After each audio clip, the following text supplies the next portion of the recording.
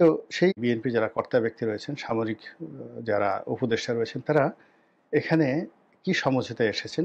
২ নম্বর হলো যে সেনাবাহিনীর মধ্যে সেনাপ্রধান, তার বাইরে জামাতপন্থী যে সকল প্রেশার গ্রুপ রয়েছেন তারা, শোনা যায় যে সেখানে হিজবুত তাহরিরও একটা প্রেশার গ্রুপ রয়েছে, তারা যারা বিএনপিকে কখনই ক্ষমতায় দেখতে চায়, সর্বশক্তি দিয়ে বিএনপিকে প্রতিহত করতে চায়। মানে দুটো গ্রুপ, অর্থাৎ জামাতপন্থী প্রেশার গ্রুপ এবং হিজবুত তাহরির প্রেশার গ্রুপ।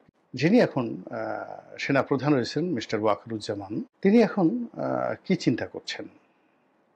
তিনি কি জামাতের পক্ষে, হিজবুত তাহরির ইনুস নাকি নিরপেক্ষ? বিষয়গুলো বিএনপিকে শতভাগ নিশ্চিত হতে হবে, শতভাগ নিশ্চিত হতে হবে।